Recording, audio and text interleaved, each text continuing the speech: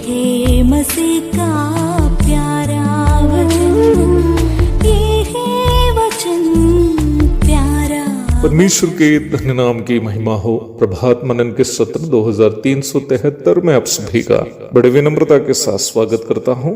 आइए आज के मनन के लिए हम पढ़ते हैं पत्रस की पहली पत्र 2 अध्याय उसकी 21वीं पद। और तुम इसी के लिए बुलाए भी गए हो, क्योंकि मसीह भी तुम्हारे लिए दुख उठाकर तुम्हें एक आदर्श दे गया है कि तुम भी उसके पद चिन्हों पर चलो। हम कल ये देखे थे कि दूसरों की भलाई के लिए बिना कोई गलती किए दुख उठाना एक ऐसा कार्य है जिससे परमेश्वर हम पर प्रसन्न होता है। हम कल उदाहरण स्वरूप देखे थे कि पौलुस और सीलास कैसे फिलिपी के जेल में दुख उठाए, जबकि वे दोनों आसानी से वहां से बच सकते थे। दूसरे अध्याय की 21 से लेकर 25 तक के पदों में निम्न विषय को प्रेरित पत्रस सैद्धांतिक रूप में समझाते हुए आप देख सकते हैं। यह बात सच है कि दूसरों की भलाई के लिए दुख उठाना परमेश्वर को प्रसन्न करने वाला एक कार्य है, पर हमें यह बात अवश्य समझनी है कि परमेश्वर हम पर प्रसन्न होने का मूल कारण ये नहीं है कि बिना गलती किए हम दूसरों की भलाई के लिए दुख उठाए हैं, बल्कि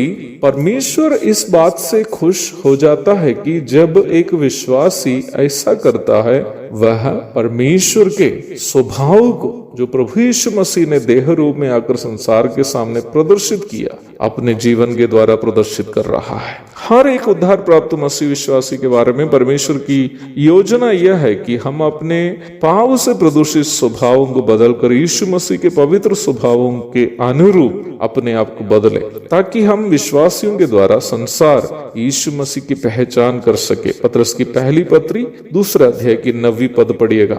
आप अवश्य इस बात को ध्यान में रखें कि नया नियम के अनुसार अच्छा कर्म का अर्थ ऐसे कार्य हैं जिससे यीशु मसीह के स्वभाव को हम प्रदर्शित करते हैं। प्रारंभ में पढ़ी गई पद में पत्रस के द्वारा बताए गए 2 तथ्यों पर आप ध्यान दीजिएगा।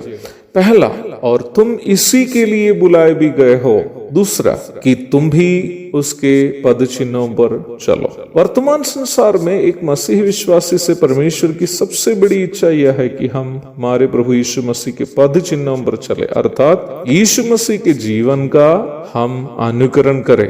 ये बात सच है कि यीशु मसीह के स्वभावों को अपने जीवन में लागू करना प्रचार करने वाला मेरे लिए और सुनने वाले आपके लिए भी एक आसान कार्य नहीं है। पर एक छोटा बच्चा जो घुटने में चलता है, कैसे खड़े होकर चलने की कोशिश करता है, जैसे गिरते उठते फिर चलते गिरते, उसी प्रकार हमें भी यीशु मसीह के स्वभावों को हमारे जीवन में लागू करने की कोशिश करते रहना है। और निम्न कोशिश का नाम है मसीह जीवन। इस दुष्ट संसार में जहाँ यहाँ तक हमारे खून के रिश्तेदार भी हमारा खून चूसने के लिए तरसते रहते हैं, प्रभु यीशु मसीह के सहनशीलता के जीवन को पाप से प्रदूषित हमारे जीवन में पूर्णतया लागू करना एक कठिन कार्य है। पर परमेश्वर हमसे यही चाहता है कि हम अपनी क्षमता से नहीं, बल्कि परमेश्वर के अनुग्रह से दुखों को झेले, कष्टों को सहे, ताकि हमारे जीवन के द्वारा कहीं एक व्यक्ति भी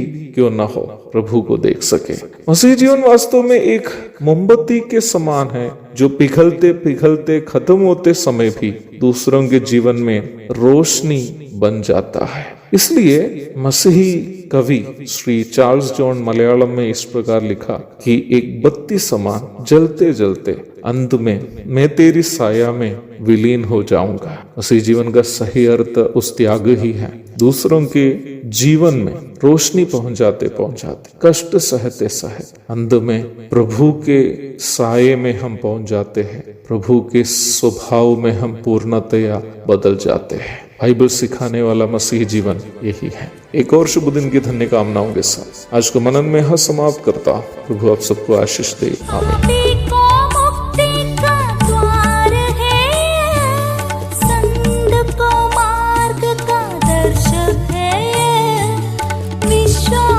करते हैं